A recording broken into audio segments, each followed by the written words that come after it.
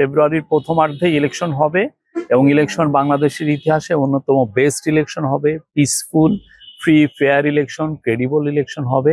এবং আমি তো বলতে পারি বাংলাদেশের আপামর জনসাধারণ তারা একদম সবাই ভোট আসবেন। আপনারা দেখেছেন যে 4টা স্টুডেন্ট কাউন্সিল ইলেকশন হলো, জাকসু হলো, রাকসু হলো, চাকসু হলো, প্রত্যেকটাই আপনি টার্ন আউট দেখেছেন কি কত লোক ভোট দিতে এসছে।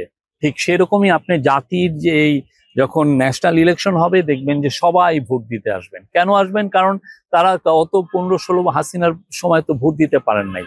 হাসিনার সময় শুধু সাধারণ ইলেকশন না, যেটা জেনারেল ইলেকশন, যেখানে পার্লামেন্টের মেম্বারদের ইলেক্টেড হন, সেটা ছাড়াও যে আপনার ইউনিয়ন কাউন্সিলের ইলেকশন, বা আপনি যদি ধরেন ইলেকশন, উপজেলার ইলেকশন, বা মেয়রের ইলেকশন, বা পৌরসভার ইলেকশন, প্রত্যেকটা ইলেকশন চুরি করেছেন তারা।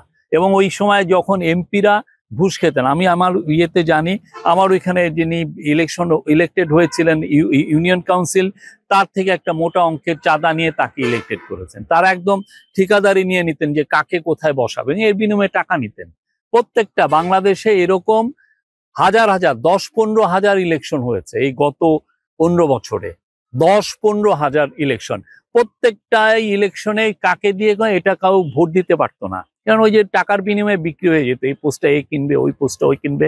এই ইস্ট ইন্ডিয়া কোম্পানি 1792 সালে পার্মানেন্ট সেটেলমেন্ট করে পুরো দেশটাকে জমিদারদের মধ্যে দিয়েছিলেন।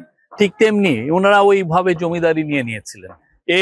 এখানে একে ইউপি ইলেকশন করো, ওইখানে একে পৌরসভার চেয়ারম্যান করো, একে জেলা পরিষদের চেয়ারম্যান করো, ওকে উপজেলা, প্রত্যেকটা টাকার বিনিময়ে ওই টাকাটা রুলিং পার্টির লিডাররা নিয়েছেন। ফলে জনগণ ভোট দিতে পারেনি।